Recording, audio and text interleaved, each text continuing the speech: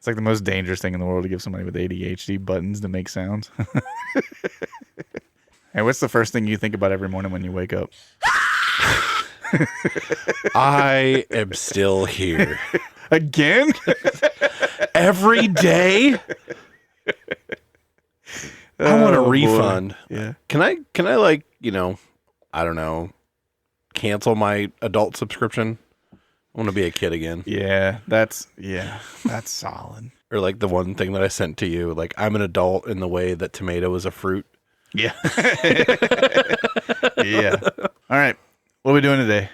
I don't know. What are we going to do today? Same thing we do every day, Pinky. Try to take over the world. So I have a would you rather question for you. Cool. All right. Would you rather have infinite knowledge, but no way to share it, or infinite empathy, but no way to act on it? Ooh, infinite knowledge and no way to share it. I think that the main reason being is that if you had like infinite empathy towards the people around you, but no way to act on it, I almost feel like that would make you feel even worse. Right. You know what I'm saying? Like that sounds like a great prescription of how to like spiral into just the worst kind of depression ever.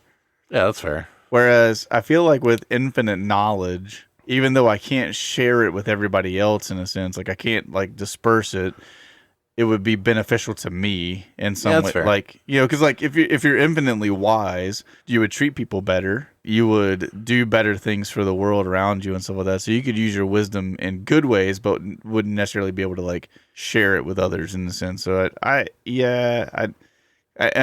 knee-jerk reaction when you started saying it was like, oh, I want the empathy because I'm not an empathetic person. Right. I'm like, oh, I could use some of that in my life. But then like with the idea of not being able to use it in a sense, like not being able to share it. I think that's the hardest part about that is I'm a fairly empathetic person. Like I can put myself into other people's situations. Like I can empathize with people a lot. Mm-hmm. So that would be hard for me to not be able to act on it. And I think you would outwardly appear as very callous and things like that. Right. When deep down you're very empathetic but you just can't show it. The infinite knowledge thing, I guess it would be the definition of being able to share it would be the biggest hang up with this one. Yeah. Because like you were saying, like if you would be able to help people and things like that and like be beneficial to you, but when does it count as sharing it? Like if it's verbally, then absolutely 100% knowledge. Yeah, I mean, I would kind of see it as any kind of like verbal or written, like in any way that you would be able to take your knowledge and put it into like a teachable format in that sense. I think that would be where the limitations would be as far as like communicating it. Right.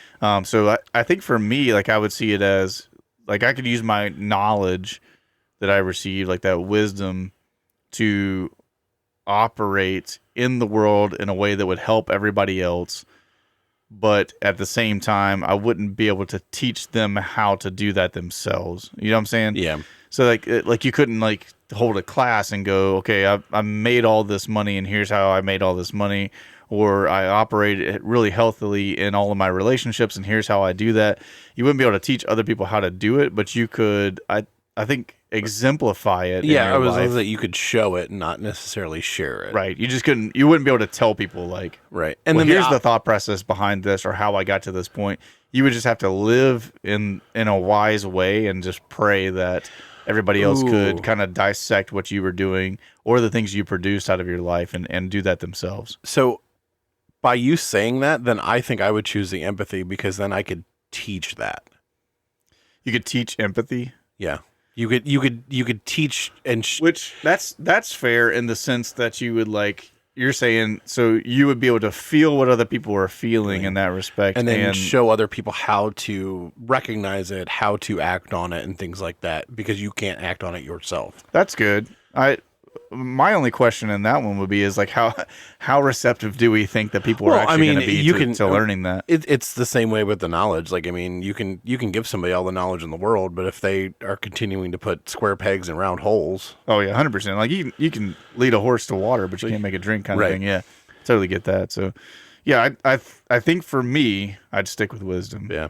I think like I said, using your logic, I think I might actually choose the empathy because I'm already an empathetic person and just try to make things better in that aspect. No, that's really solid. I don't think that like being infinitely empathetic or being infinitely wise is going to hurt you on either side. Right. I think it's just a matter of the application of it, of what you're thinking and stuff like that. Yeah. I've always just kind of been in that mindset. Like one of my favorite things from the Bible is when Solomon was asked by God, he's like, you can choose anything you want and I'll give it to you.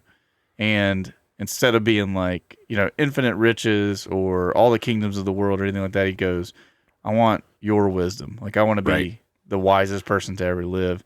And of course, he's the guy that writes down the book of Proverbs, which if you read through that is just gold on top of gold on top of gold. So it's good stuff. And I mean, it also brings the debate of, wisdom over knowledge and things like that too. So yeah, because there is a difference. I would much rather be wise than just simply have knowledge. Oh, 100%. Because wisdom is the application of knowledge in your life, and I think that's a bigger win than just being knowledgeable of things. 100% agree. It's that whole street smarts versus book smarts thing. Give me the street smarts all day long. I don't want book smarts. Only do you so much good if you can apply it to your life, and that's the street smart side of it. So, and it's funny because I had one person that I went to college with that was both as street smart as they were book smart. Yeah, and he came across very arrogant. Yeah, and that's kind of the trade-off because you have a good depth of both of those knowledges too. Right. Yeah, for sure. So, but like they say, let's kick this thing off. All right. Good morning, Josh. Good morning, Josh.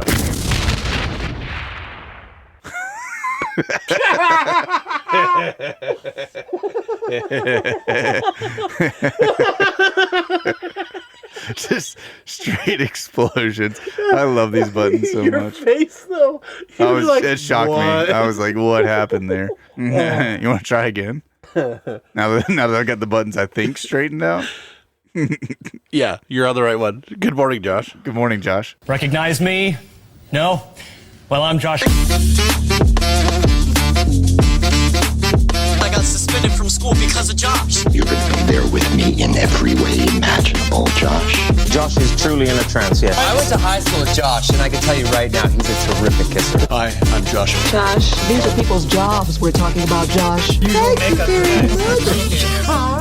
Josh walking in the door wasn't even close. Josh, you are a muffin-snuggling pirate puncher. Josh is a good guy. We can talk to him. Please welcome Joshua. Josh.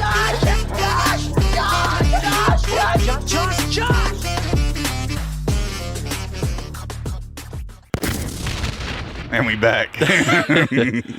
Bam, bam, bam, bam, bam. New toys. Oh, we need to get that sound on there. Oh, yeah, the Party horns. World Star. As we teased in the last episode. That's right. You mentioned in the last episode, but we had a really fun comment come in. And I want to shout out Wyatt Ramsire. He's the one that left this on our Spotify account. And Wyatt, usually we would save anything comment related for our comment episode, which is the last one of each month. Mm-hmm. This is one of our filler ones that's kind of in between right now. So we are covering different stuff. But Wyatt left one that was so good that we were like, this is worthy of being the bulk of an episode. Right. So we decided to go ahead with it in this one. And so I'm going to read to you Wyatt's kind of comment to us, like what the direction was that he gave us. And then we're going to jump into actually giving you our answers to it. So Wyatt asked, what characters would be in your perfect Disney animated movie? Right. So this is a Disney animated movie. I'm going to say this right off the bat. One of my things is kind of I'll defend it when I get there. But what would be the characters in your perfect Disney animated movie? And he said you need a hero, a villain, an advisor, a sidekick, which is like comic relief type stuff, and then a magical character, somebody that possesses magical abilities.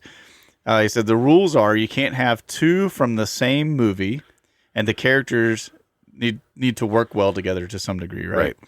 So what we did is I sent this to Josh ahead of time and was like, hey, did you see this comment? Last night. Yeah. Dude, don't throw me under that bus. But this was 2 weeks from now. What are you talking about? Yeah, right. Exactly. It's been 2 weeks since I said it. So I sent it over to Josh and I was like, okay, get your stuff together as far as like who would be your people in your movie. Get your right? crap together. Yeah, get your crap together, Josh. So I asked him, I said, like, okay, put your list together. Who's going to be your hero, your villain, your advisor, your sidekick, and your magical character? And Josh took it a step further and actually went on the ChatGPT, our good old friend, and asked ChatGPT to write a synopsis of the story that would be created with these characters involved in it. Right. And because I was thinking, and I'll explain once it's done, but the way I was thinking is I was trying to figure out how I could get everything to work together in this story. So I'm like, you know what? I'm just going to throw it in and be like, hey, give me a 15-minute plot summary of a short film, like a little Disney, like a Pixar short. Yeah, the short films, things that they do at the end of the movies or beginnings of them sometimes. Yeah. So Josh came up with that idea, and so what I did was piggybacked off of that and had ChatGPT write mine as well. So what we're gonna do is we're gonna play a little sound effect to usher us into it, and then Josh is going to read, starting with the title, but he's gonna go through and tell you the synopsis that ChatGPT wrote for his movie, including his characters. And then once he's done, I'll kind of jump back in. We'll discuss the people that he picked and the plot for his movie and stuff. And then we'll have another sound effect and we'll go into the telling of my movie that ChatGPT came up for me based on the characters that I picked. So we picked our own characters, right? But ChatGPT did the work of coming up with the movie. Before I read this and before we go any further, I don't know what characters Josh picked. And he doesn't know what characters I picked. We know nothing about each other's characters or movies based on what ChatGPT has written. So with no further ado, let's get into Josh's movie. Title: Strings of Fate. In a patchwork kingdom stitched together from dreams and nightmares, Woody, a humble toy sheriff turned reluctant hero, discovers that his home, the toy frontier, is slowly unraveling into darkness. The culprit? Oogie Boogie, the bug-filled boogeyman who has stolen the thread of imagination, the magic that keeps the world's story alive. Determined to save his friends and his fading world, Woody saddles up with his awkward but well-meaning robotic sidekick, Baymax, who insists on offering health scans instead of helping during shootouts. They seek guidance from Phil, a sarcastic semi-retired satyr advisor with a knack for giving terrible motivational speeches. Kid, heroism is like a diet. Everyone says they're on one, but nobody sticks to it.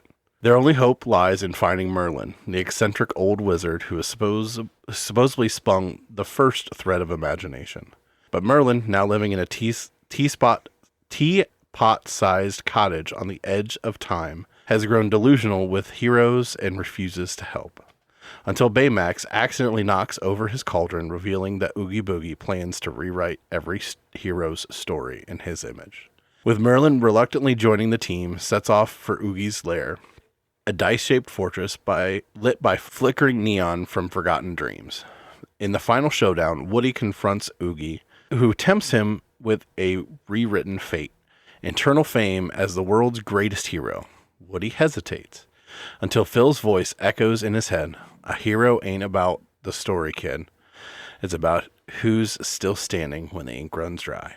Woody cuts the thread of imagination free, unraveling Oogie's fortress and restoring the world's balance.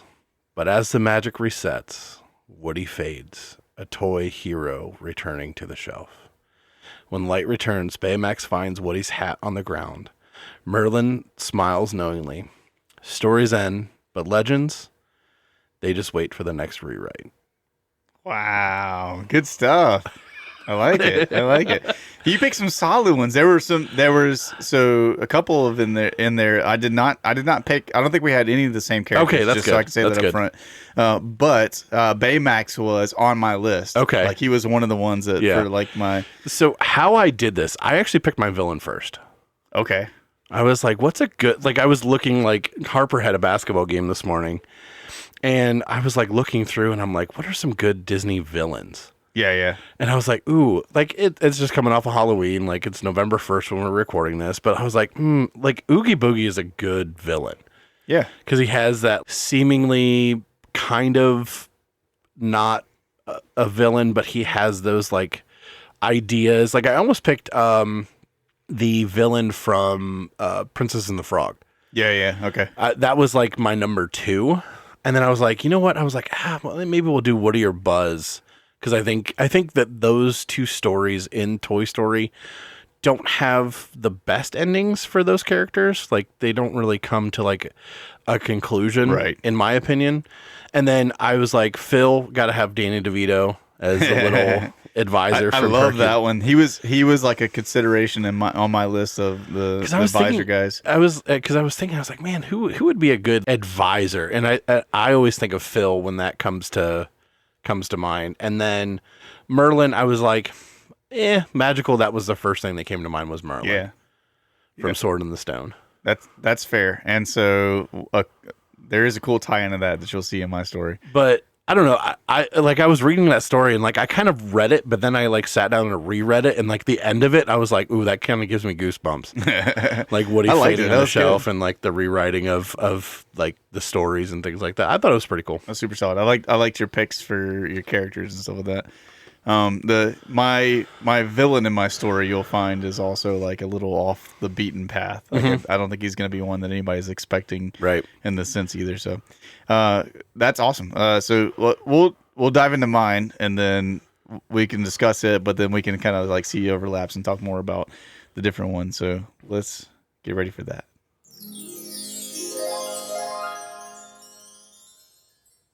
Mary Poppins and the Dragon's Crown. When the balance of magic in the world begins to falter, mysterious ripples reach even the most ordinary of households. Teacups refuse to pour properly, brooms sweep in circles, and the stars themselves seem slightly out of tune. Recognizing that something most improper is afoot, Mary Poppins descends from the clouds once again, her umbrella catching the breeze as she lands in the quaint yet chaotic kingdom of Nottinghamshire. There, she discovers the ever-greedy Prince John has unearthed a fable relic known as the Dragon's Crown, a mystical artifact said to give its bearer dominion over all magical creatures. Naturally, Prince John intends to use it to make himself the most adored, most magnificent ruler in history, though his subjects can barely stand him as he is. Realizing the danger of such power in such pitiful hands, Mary Poppins seeks guidance from the wise and wonderfully eccentric Rafiki, who senses that the crown's power is tied to something deeper, an ancient bond between the natural and magical worlds. Rafiki, painting cryptic symbols on tree trunks and speaking in riddles that somehow make perfect sense, tells her that the balance can only be restored by reuniting the crown with its rightful guardian, a kind-hearted dragon named Elliot. But finding a dragon who doesn't particularly want to be found proves trickier than Mary Poppins anticipated.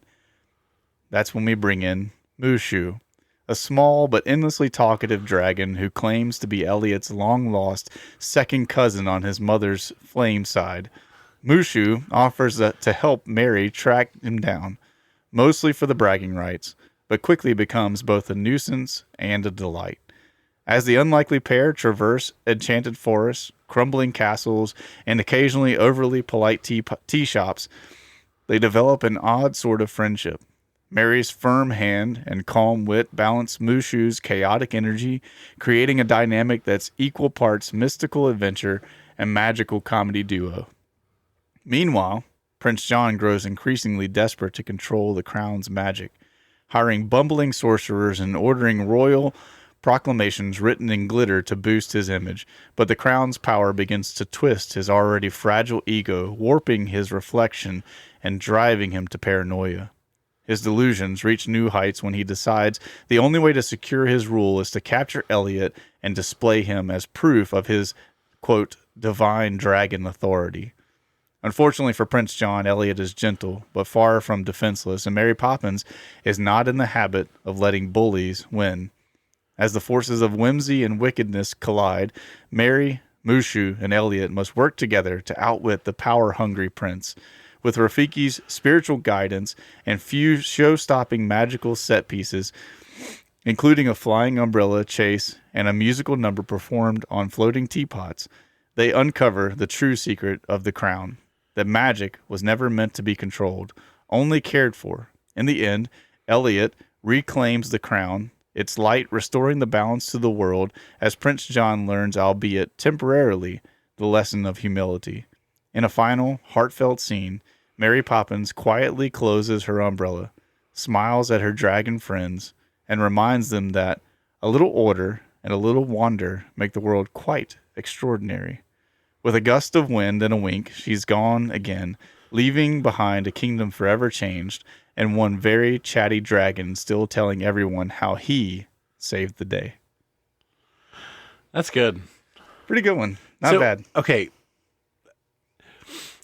Prince John was a consideration from Robin Hood. Yeah, so he was like, when I started thinking of Disney villains and stuff like that, he was like one of the first ones that came to mind. That movie in particular, The Sword and the Stone, or not Sword and Stone, sorry, Robin Hood, is hands down like one of my like favorite old school movies from Disney and stuff. Yes. And so love it. And so like when I was thinking about the villain part of it, I was like, he's such a, the way that character was, and in the sense of he was a bumbling idiot who was simultaneously charismatic, who was also the bad guy. Like he was just such a good, the unassuming, charismatic bad guy, and a weird combination of like characteristics that you would never like put together. And I think that's what I like really enjoy about him. Because like when you said sidekick too, I almost picked the snake from. Yeah, I was like, man, that would be a really good sidekick or advisor. Yep. Because just depending on what direction you would take it.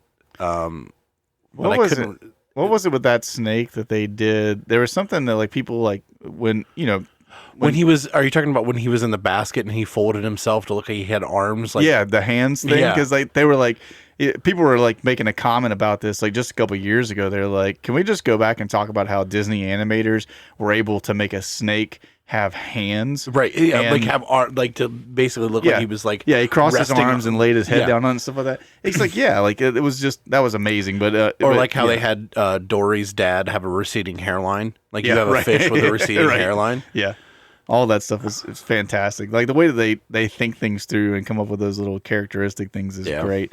But yeah, I was so my defense thing was that Mary Poppins, while she is a real life actress, there was a lot of animation in her movies, and so I was kind of like, maybe I can get away with it. Like I would consider that. I mean, and Pete's Dragon was also a live and animated thing mixed together. Like the OG one, the dragon was Elliot was an animation. So I always forget about that movie. It's such a solid movie. It's a really good movie. I was just thinking about it the other day. It's like I want to look and see if they have it on Disney Plus or something like that. I would imagine so. Because I want Sky to watch it. She's never seen it. So have you guys ever watched Bedknobs and Broomsticks? Oh well, I've seen it. Brooke has seen it, but I don't think a Sky has seen it yet. That's one of my all time favorite Disney movies. It's a super solid movie because it's basically, I want to say it's a similar character. The lion in that is a similar character to Prince John in the Robin Hood movie. Yeah. So, but yeah, that's a solid. I think both of those took it very similar but slightly different directions with the story for sure.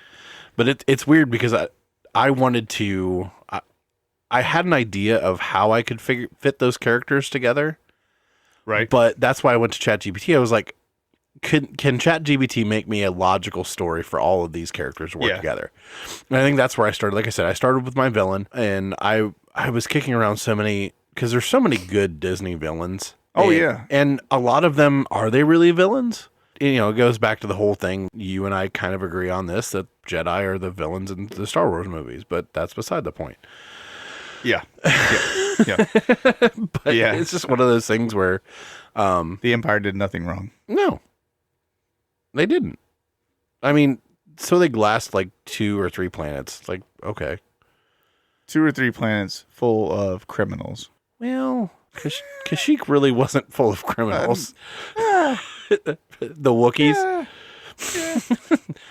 Giant hairy criminals. Yeah. Anyways, so we hope that you guys enjoyed our Disney movie plots and characters. Right. But we want to shout out again to Wyatt. Thanks for Yep. that great question. That was an awesome one for us to be able to dive into.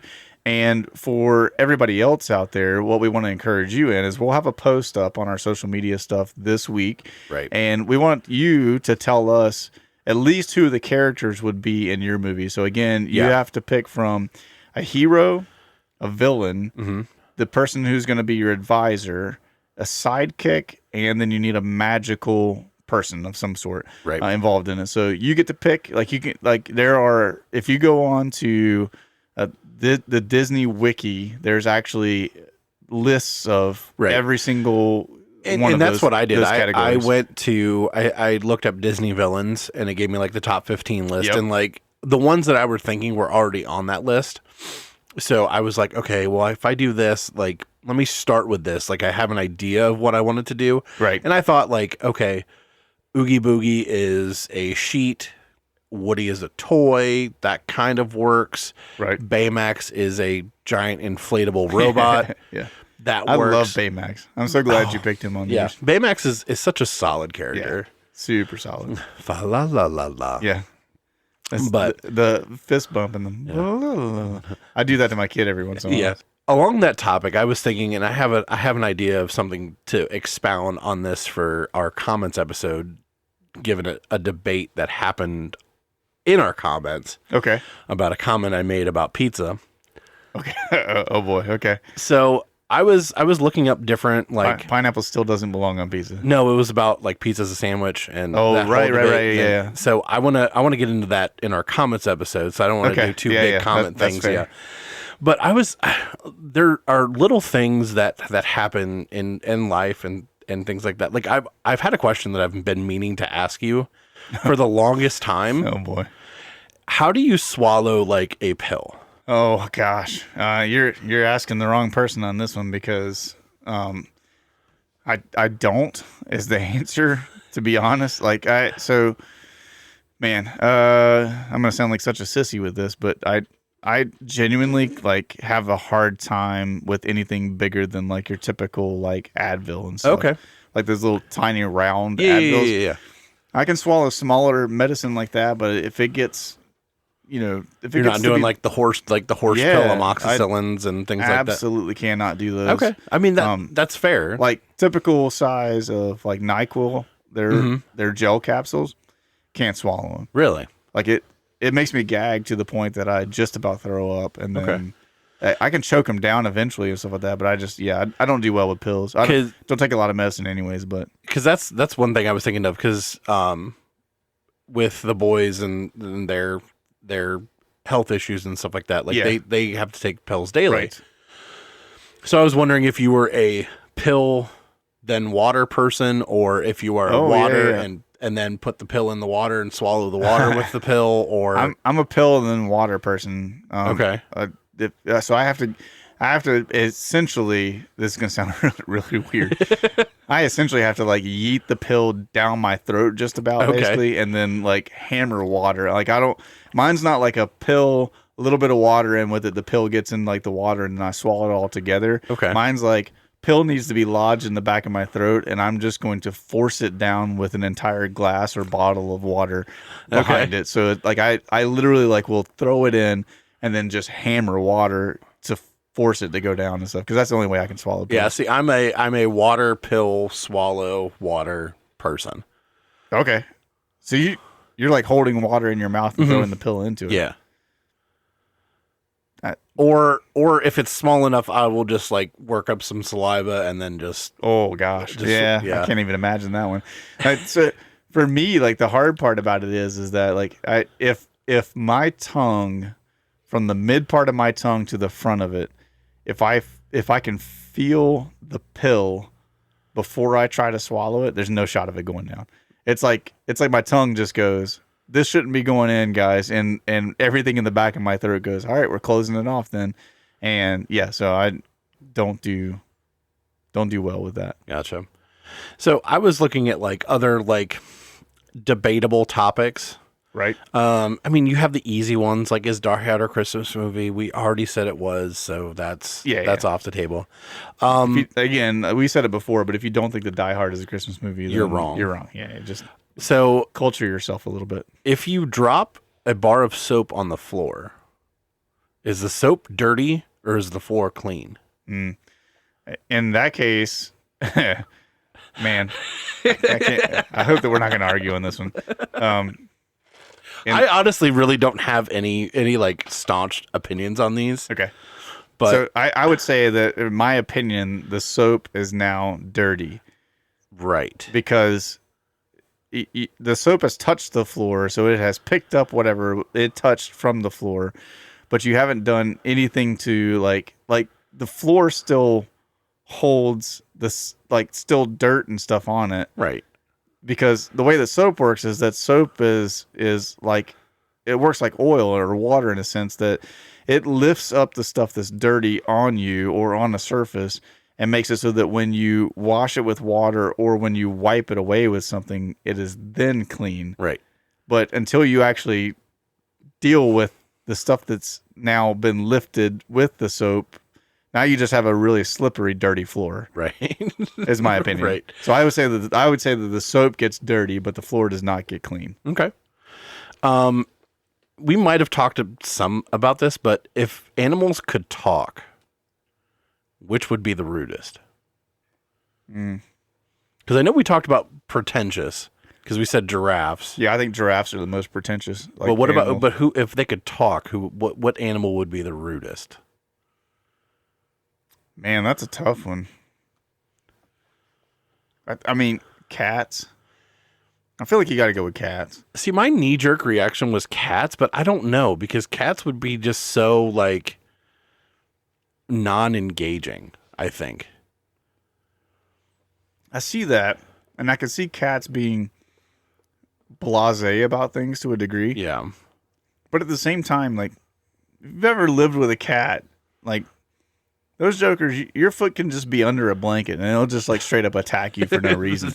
This is true. They will look you dead in the eyes and knock your favorite coffee cup off the counter. I mean, it's just like they're already the rudest animal on earth.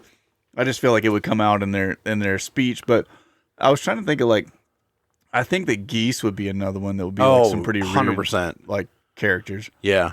They just don't care about anybody around them and stuff, and they get angry over nothing. Yeah. So. Yeah. I mean, they'll just like straight Canadian up chase Cobra you. chickens. I love that. No, that's one we ought to do for an episode on is coming up with creative names for animals. Oh, yeah, like geese. Like snakes are danger noodles and all that kind of stuff. Like we should do some more of those kinds of namings. Yeah, those are funny.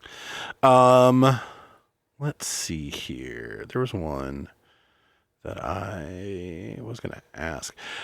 Who would actually win in a fight, in a fair fight? Me. Batman or Iron Man? Oh, Batman or Iron Man? Define a fair fight, though. Like, because I would say that if it's anything other than Batman, you're wrong. Well, that's my initial feelings on it. But at the same, I think that's the problem, though, is that Iron Man has access to things that are unrealistic in our modern day. Batman has access to things that are realistic in our modern day. And that's what I'm saying. If it's a fair fight, meaning everything's equal between the two guys, like as far as like, let's just say that Batman has an Iron Man suit of some kind, like something, or the equivalent to it, or a similar suit to, what was it? Batman versus Superman. Yeah. His really built suit that has servos in it and all that kind of stuff. If everything's equal in that sense, I'm totally giving it to Batman.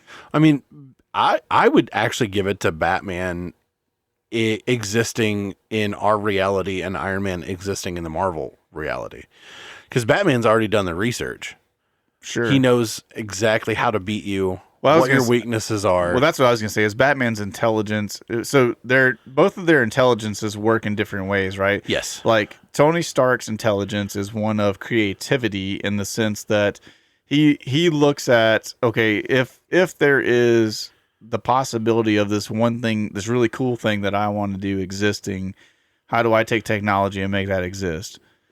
Batman looks at it from the perspective of, I really want this guy to die. And so I'm going to come up with the most efficient way for me to pull that off. Right. And so I think that the darkness side of Batman's creativity lends towards him essentially looking at Tony Stark and at Iron Man, breaking him apart in a sense of kind of figuring out what's the weakness of the suit, what's the weakness of the man, and how do we bring him down from from using our intelligence on top of all the stuff that we have at our disposal. Because I'm thinking Batman has created some little device that fits in the palm of his hand, and as soon as he touches Iron Man's suit, Jarvis and everything just goes away. Yeah. Like it completely shuts down, locks down. Like an EMP or something like that like totally just disrupts everything in the suit. Yeah, I totally agree. Yeah. I think that's exactly what I kind of envisioned in that sense. But yeah, like now if we're for me, I still see it as, I think that Iron Man has a slight edge on Batman if we're talking traditional Batman. So I know you're not going to like this, but we're talking Christian Bale Batman and his technology versus the Iron Man that we see like towards the end of his run in the Avengers and stuff like that. I just think that, especially when you think about Iron Man calling in 50 different versions of, the Mark 1 through 5 billion, whatever. Yeah. All those different versions. The Hulkbuster comes in and helps him out and all that kind of stuff. If you've got all of those on his side and Batman is Batman in the sense that he's limited in the same way that Christian Bale's Batman was, I think that you're But see, then I'm still leaning heavily towards Batman because you have Lucius behind the scene in your example and can download viruses and things like that into that software. I just think Batman has every single scenario played out in his head before he even goes into that fight. I totally agree with that. And that's where I would say like it's very, very, very close in that sense. I would just think that like with the power of technology and the advancement of Jarvis and all that kind of stuff by the end of the Avengers stuff, I don't know. I'd have a hard time not saying that Iron Man at least wouldn't like on surface level have just a slight step up from Batman as far as capabilities. Right. And maybe even protection in that sense of like, I don't know that they're getting a virus into his stuff. Maybe, but that's what I'm saying. I think it'd be close. Now, if it's a fair fight though, like, if we're talking about like all the things that Batman has had at his disposal over the course of all the different Batman series and stuff like that versus Iron Man. In a hand-to-hand fist fight, Batman hands down. Oh gosh, yeah. You have Poindexter versus take the suits Poindexter off. Take the suits off, and Batman's whooping Tony Stark up and down the street. 100%. No question about it. But yeah, it's a good one. I like that. Is The Floor Is Lava the greatest game ever invented in your childhood? No. Red Rover. Oh my gosh, yeah. Is the greatest game ever invented. Can't even play that anymore. You need nothing to play it other than the will to just absolutely clothesline the crap out of your friends. Right. It's hard to beat Red Rover in my book. Today's generation has no idea what Red Rover was. They don't have a clue, man. It's way too violent for them.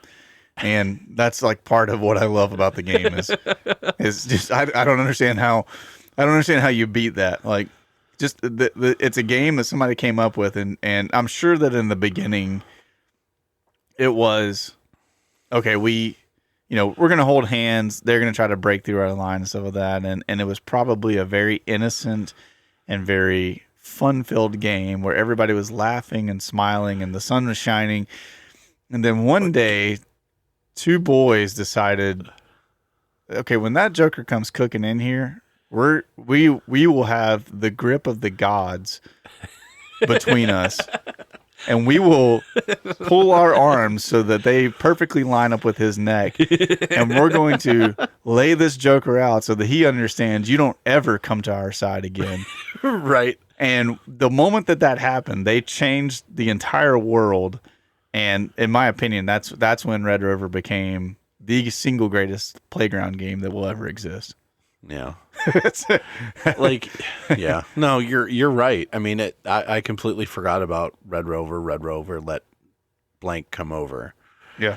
Like, such a great game. And like I said, I forgot about what did you even say was the first game that you mentioned? The Floor is Lava. I blacked out for a second. Now, I will say that the current rendition of The Floor is Lava, where people are doing it at random when they're in stores and stuff like that. Oh, yeah. Where you're just like walking through Walmart and your friend's like, hey, floor is lava. 3, 2, 1. Yeah, and you got to be on. That crap is hilarious. Right. And that put it to a whole different ball game in a sense, but I still hold to my Red River. Yeah. No, that's fair. Would Thanos have been right if he halved only influencers? If he took half of the influencers from social media? Yeah. Why are we stopping at half? I'm just kidding. No, I'm just kidding. It's a joke, guys. Calm down. It's not a joke. It's not a joke. I don't know, man. Like, so the funny thing about that is that I think there's something to that question that's like maybe deeper than we probably should be going with it.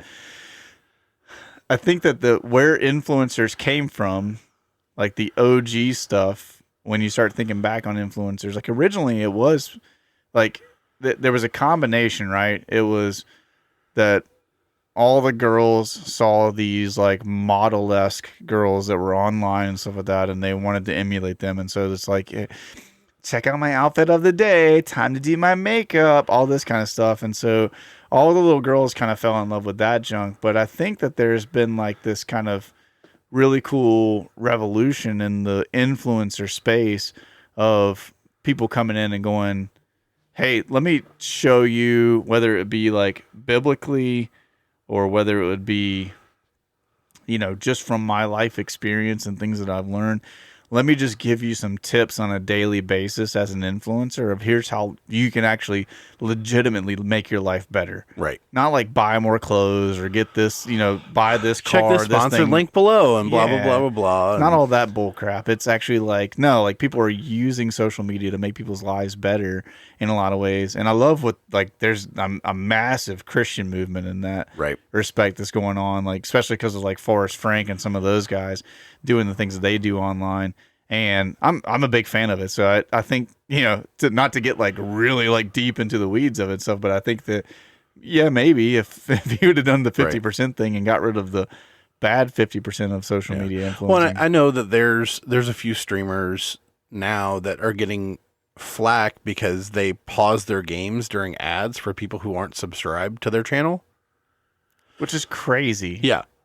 Like those people are spending hours upon hours watching these people stream these games. Right. And just because they don't have the $5 or whatever to subscribe so they don't get ads, like who cares? Yeah. That's crazy to me. If you're upset with streamers for pausing a game for a little bit, because I mean, what a great opportunity for them. Like, in my opinion, if they're doing it this way, I think it's actually better if a streamer was to pause the game during the commercials and spend those 5 minutes or 2 minutes or whatever it is interacting with their chat, right? Because when you're playing a game, if you're actually like locked in and trying to do well on it, stuff, like, you don't get to interact with your chat that much.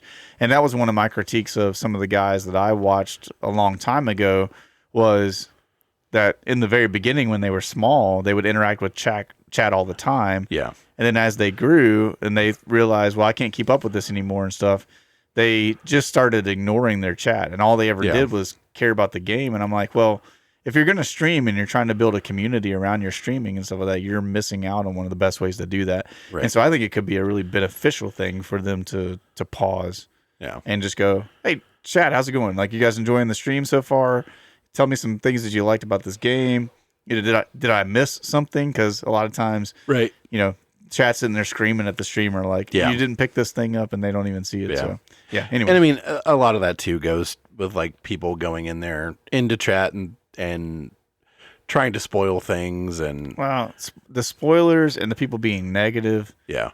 I mean, it's like, not to pick on them and stuff like that, but I used to watch some of Dr. Lupo's streams back in the day, and I got really kind of tired of watching a lot of his stuff, only because these chucklehead kids would come in and make a negative comment or say something sideways, and he would just like spiral. Like he would see it, get really negative, and then like the rest of the stream, he would just kind of devolve into being more mean spirited and stuff. Yeah. And I kind of had to go like, yeah, I just don't need this in my life anymore. Yeah, I remember I was watching Wade stream a game, but like Mark had already played it.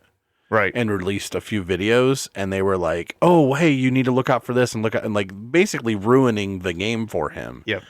And like it was one of those times that I genuinely felt bad because like they were trying to experience the game themselves. Yeah. And everybody was ruining it. And that should be a lesson for everybody in that sense too, is like, just because you've seen or experienced something doesn't mean that somebody else has. You at least need to ask them, hey, is it okay if I tell you about this thing if it's new? Yeah. You know, it's like we joked about, like when we were talking about Ghostbusters 2, we're like, dude, it's been like 40 years. If you hadn't seen that movie yet, we don't feel sorry for you. We're just going to spoil it. There's a certain length of time where it's like, hey, you're playing a game that came out on the PS2. Like, you know.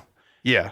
And it's one of those things, like, I know with me for video games, there are a few video games that I've seen like gameplay on and be like, oh, I want to play that for myself. Right. Like I kind of know what's going to happen, but I still want to experience it for myself. But there's also games that I want to play that like my favorite creators have done videos on that I won't watch because I don't want anything spoiled. Yeah. Yep. And then on the flip side of that too is like, I appreciate some of the times where like gamers play games that I would never play myself, but I enjoy watching the gameplay of it and seeing the story and stuff. Like Darkness did Death Stranding. Right. And I find the whole like story of Death Stranding and stuff like that very like kind of compelling in a sense. But I would never play the game myself because it's just not my like play style of stuff. I don't like the way it looks and everything, but I loved watching him play it, his reactions to the story, and getting the storyline myself. So yeah. Why is Episode 3 the best Star Wars movie? I suppose that I would have to believe that Episode 3 is the best Star Wars movie in order to answer that question. What's your favorite Star Wars movie? I would say out of the 9. I'm just going to limit it to the 9.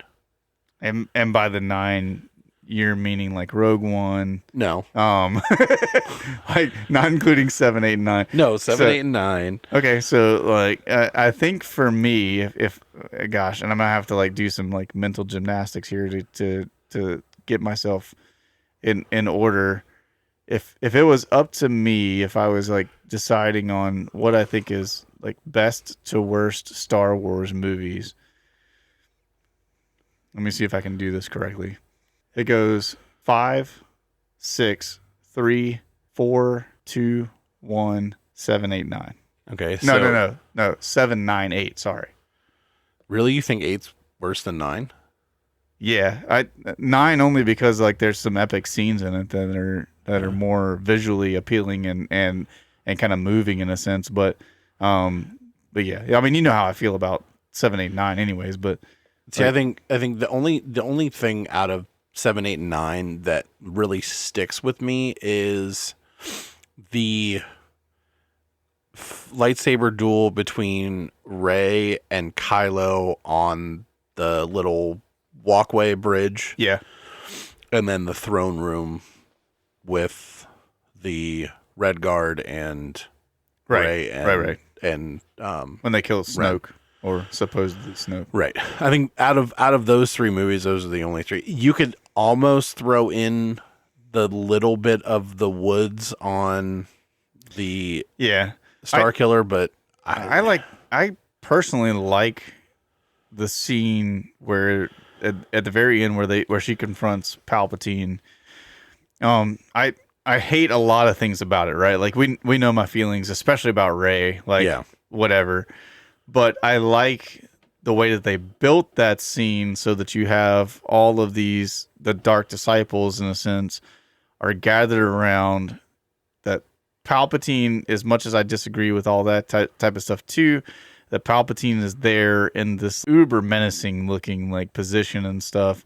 And then when everything opens up and you can see all the ships all the above, dreadnoughts and everything. Yeah. And I just think it like the scene in and of itself phenomenally put together and shot and stuff like that. I like that. I hate everything about the story. It was a climactic build up to no payoff. Yeah. Well, yeah. Well, what did you expect? I mean, but like I said, I would have been able to tolerate the end of 9 if she would have fully went over to the dark side. Oh, dude. If she'd have gone dark side, it may have redeemed the entire like 7, 8, and 9 for me. And then you kind of get Like if she would have joined him and become the new Palpatine, then I could have and then it's Finn and Poe trying to go against them. That would have made that whole move. It would have paid off. Plus, they could have bought themselves like at least 2 more movies out of it too. Right. Like, yeah, way to not want to make money, Disney. Yeah. Well, they have the parks and all the merchandise. Like, yeah. But which we're going to. I'm just a few days away from going back down. Yeah, I know. Sorry, I got to leave you behind. Yeah, that's fine. I'll put you in my suitcase. Okay, that's fair. That's Take fair. you on the airplane. But for me, 3, I think because the prequels were so hated on by the OG Star Wars fans. Yeah. The more I watched the prequels, the more I actually enjoy the prequels. Right.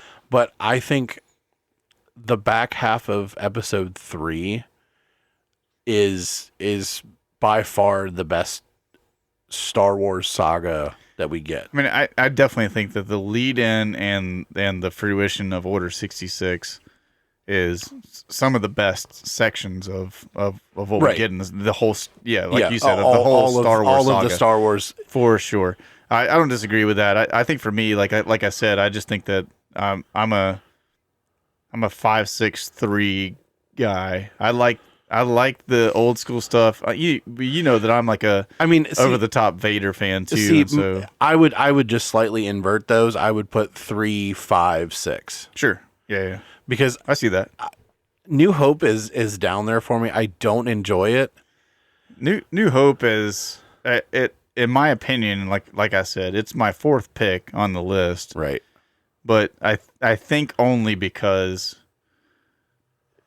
we don't have so much of the whininess and stuff going on other than Luke, who is it's a Skywalker thing. Yeah, right. It sure is. It really, really is. But yeah, so I don't know. I always kind of I still keep the old ones. I think in my top 4, and then but obviously like 7, 8, and 9 because of it just all their like crap I said, is it's a always gonna be the climactic bottom. build up with no payoff. Yeah, for sure.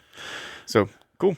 Well, we're approaching time now, so not that I want to cut us off because I love arguing about things. And well, we didn't really argue that much. No, we didn't this time, argue, though, but so. I think those are some of the topics that we don't necessarily discuss a ton of, especially Star Wars. I mean, we have a lot of the same opinions on Star Wars, and I think that's because we go back and read Legends and even before Legends. You and I have been through a lot of the books now. We've been through a lot of like kind of the extracurricular stuff that they have as far as like I'm going back through Revan right now. You haven't watched a lot of the shows though, which is something that we've got to remedy. But like Brooke and I have watched every Star Wars show all the way through.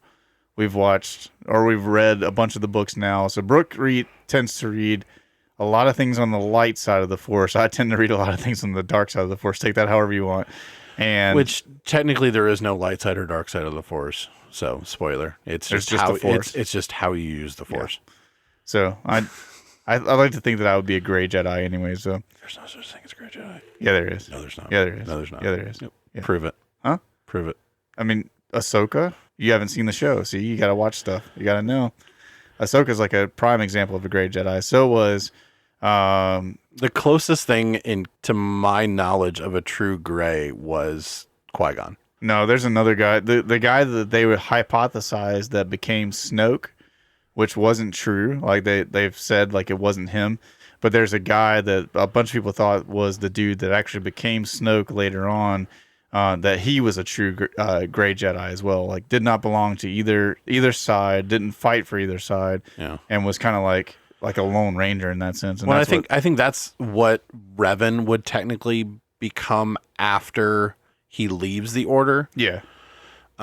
Because he's just seeking knowledge, but there's I need to find the book, and if anybody knows what the book is before Revan that actually tells the story of Darth Malak and Revan. Mm-hmm.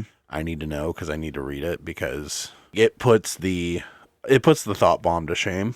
Oh, really? Yeah. That thought bomb was pretty awesome. Yeah. No, this was. I love those This books. was a catastrophic, world-destroying force tool. Okay. But this was before. This was when the Sith were an actual race. Yeah. They just embodied the quote unquote dark side of the Force. That's why they are called the Sith. But it was an actual race in Star Wars. They look a lot like, or no, wait, Twi'lek is the race that I'm thinking of. Twi'lek is those other ones that Syndulla yeah, is a Twi'lek. yeah. That I was thinking of Twi'leks. They're the ones that are usually like around what's his face? Jabba the Hutt and stuff like that. The women that are there. So yeah. cool. As we wrap up today, we'll keep this one super brief. We have a link tree. Go check it out. It's in the description of this episode if you're listening to it.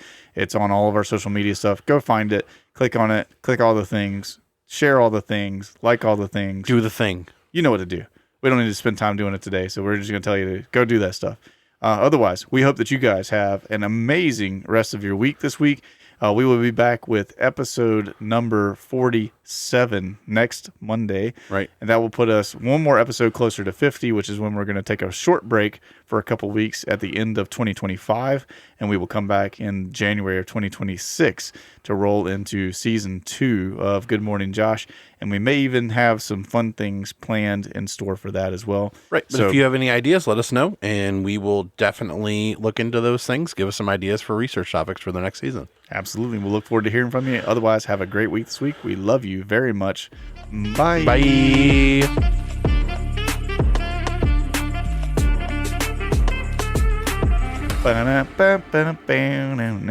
Still don't have this programmed into the thing.